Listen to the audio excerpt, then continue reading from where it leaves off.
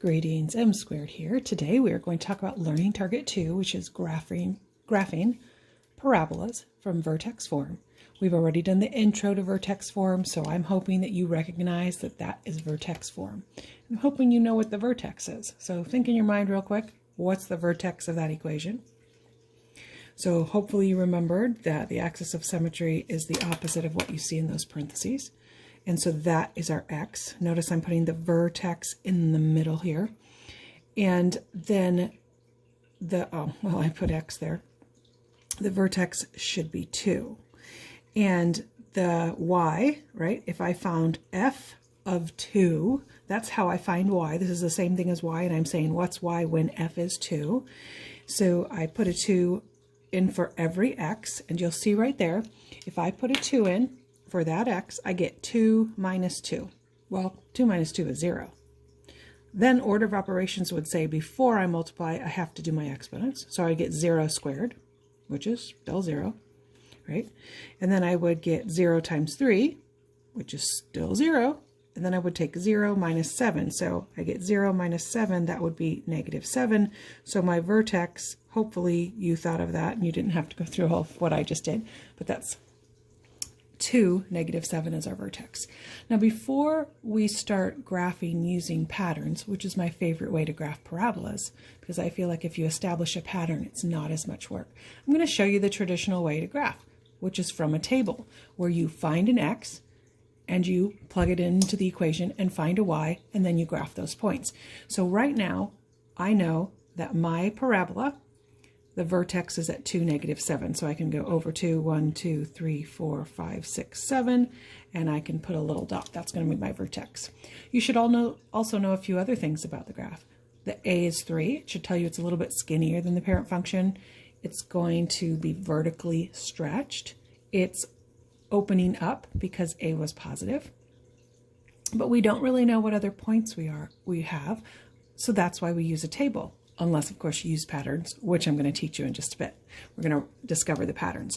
So the reason I put the vertex in the middle is because that axis of symmetry, on both sides, it's exactly the same. So if you find a point over here, it should be the same over here, right? So let's count backwards here, 2, 1, 0, and forward here. So that'd be 3 and 4. So the reason we put our vertex first on the table and in the middle is so that we know what x's to choose. If you put a 5 here, then that would be 5, 4, 3, and then you would have 5, 6, 7. If it's a negative 3, you just count backwards, count forwards on either side of the vertex. And then you go about finding f of 0, f of 1, f of 3, and f of 4. So how do you find f of 0? You plug 0 back in for x. So 0 minus 2 is negative 2. Squared is 4. 4 times 3 is 12. So that was my 12 minus 7, which gets me 5. So I go over here and I say, oh, when x is 0, y is 5. So I can graph that. 1, 2, 3, 4, 5. Right there. Okay. Now I have to do number 1. So I'm plugging number 1 in, find f of 1. So 1 minus 2 is negative 1. Then I square it, which is negative 1. When I square negative 1, I get positive 1. Multiplied by 3, which is 3. So that part was 3. 3 minus 7 is negative 4. So I have another point. I have 1. When x was 1, y was negative 4. So I'm going to go over 1 and down 4. 1, 2, 3, 4, and make a little dot. Now I am ready to graph that side of the parabola.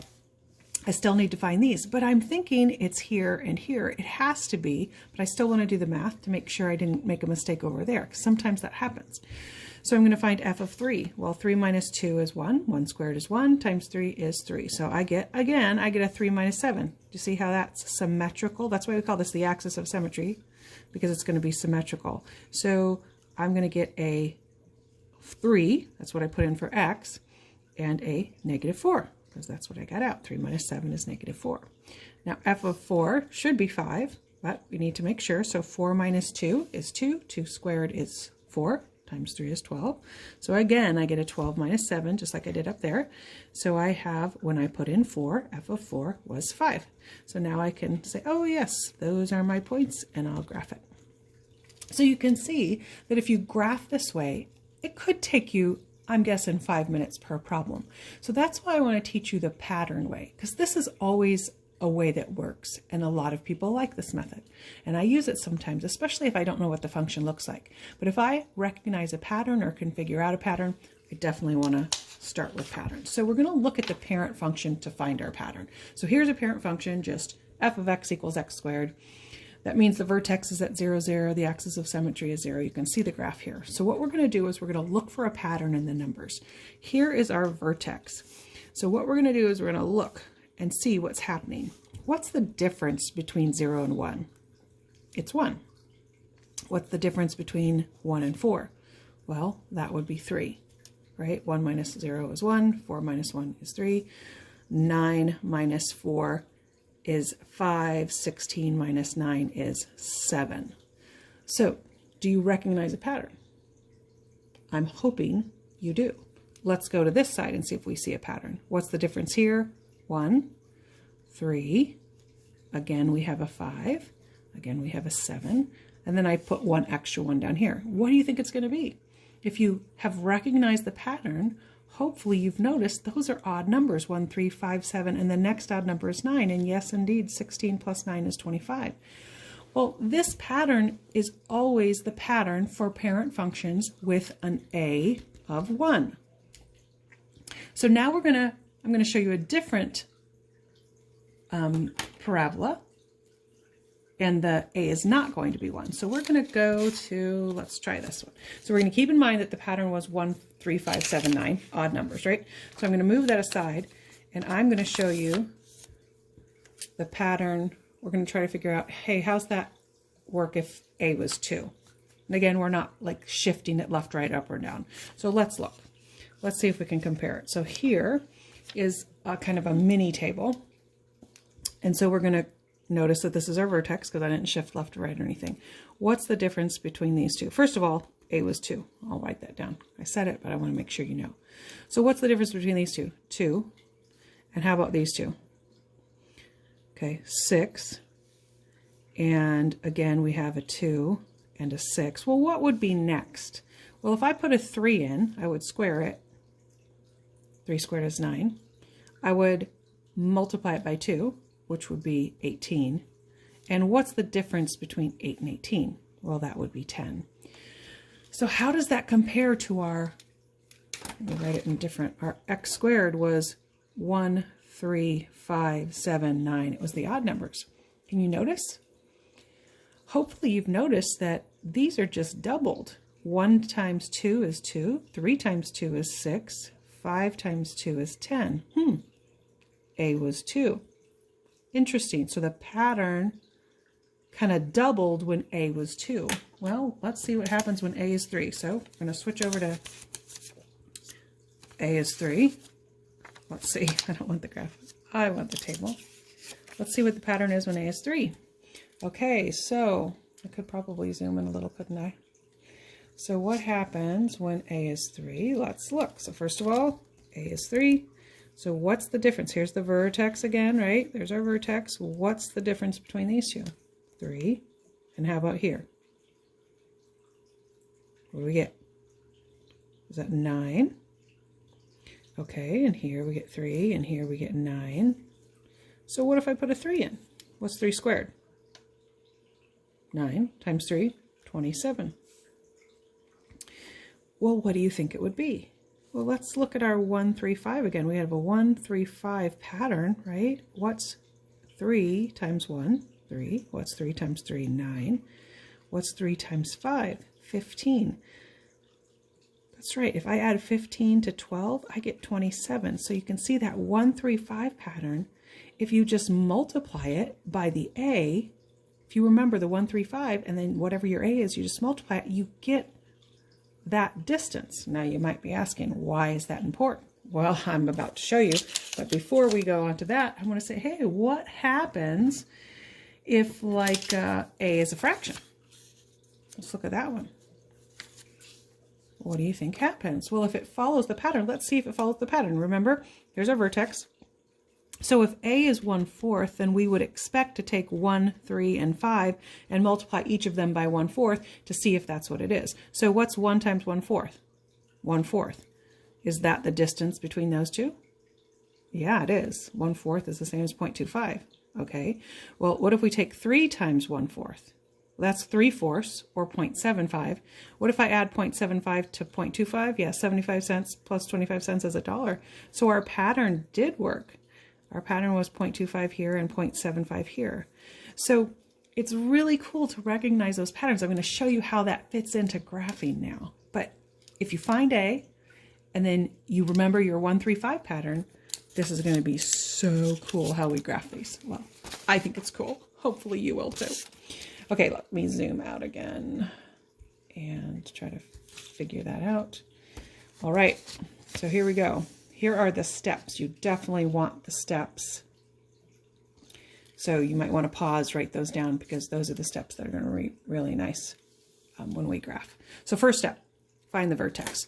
That should be relatively easy, right? We know our vertex is HK. So let's find the vertex. This is the same problem we just did with a table, but now we're going to do it with a pattern.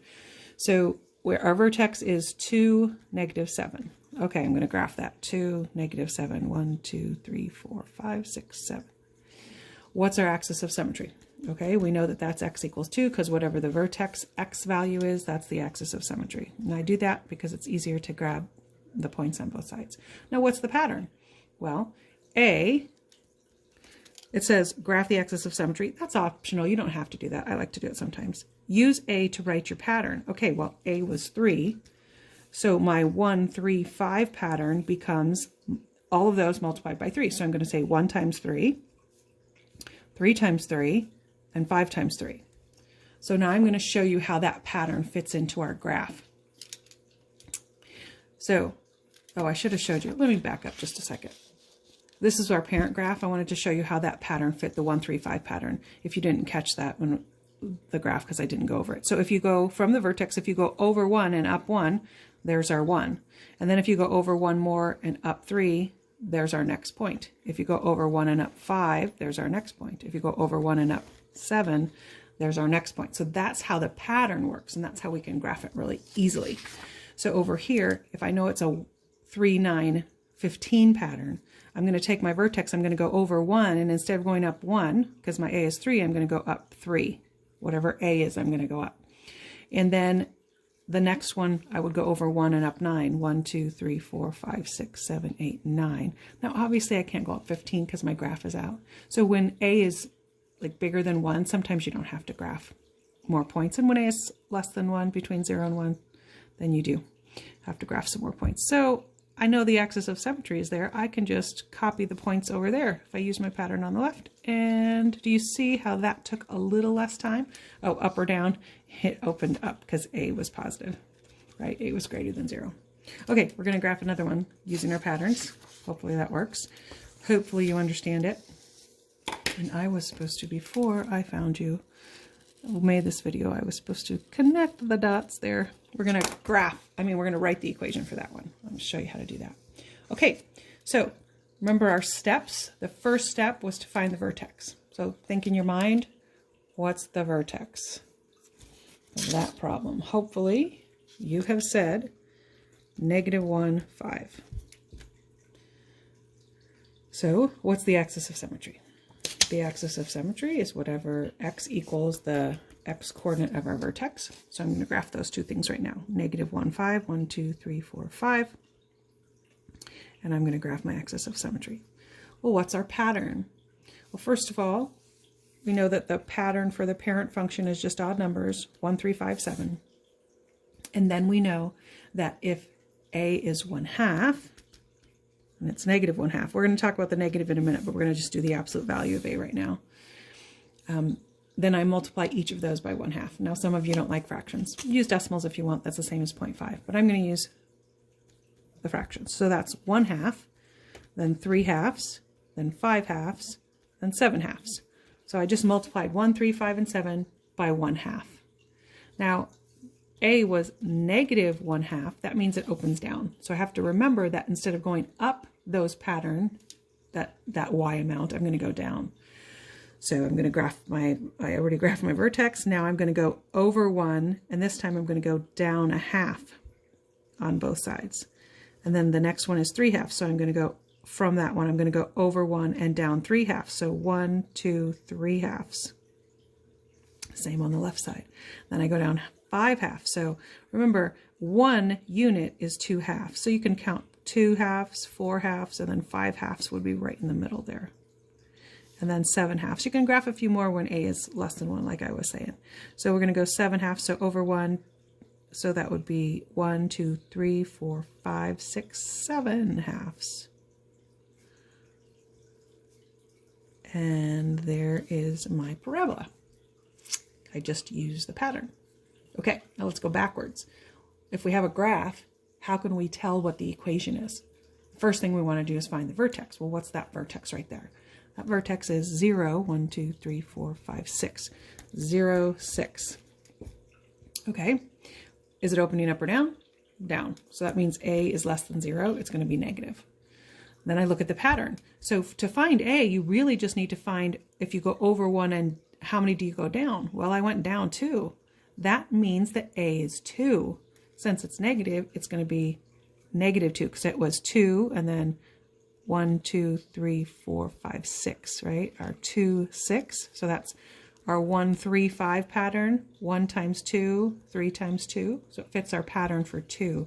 So it was like 2, 6 pattern. So that means a is negative 2. And once you have a in the vertex, you're ready to graph your equation. To write your equation. So you'd say f of x equals a times x minus h squared plus 6. Now, I wrote that down just so you could see what's happening, but x minus 0 is just 0. So really, you're going to get an equation that looks like this. It doesn't always look like vertex form if there's not an h there because you don't have that parenthesis, but it's still considered vertex form. And it's also considered standard form, and we'll talk about standard form later, either one. But that is what you do. So if you want more practice on that pattern graphing, I'm going to have another video for more practice on the next day of our lesson. So you can look at that first if you want to before you move on to the homework. The homework is just a short quiz, and in it, the homework, you're just going to have to find you're going to have a graph, an equation. It's going to be more like this. You're going to have an equation. I'm going to ask you what the vertex is, what the axis of symmetry is, what the pattern is. So remember, you take that 1, 3, 5, 7, you just multiply it by whatever a is, and then I'll ask you if it's up or down, and then I'll ask you to graph it, and then you'll have to send me a picture of your graph. All right? Good luck with that. M squared signing out.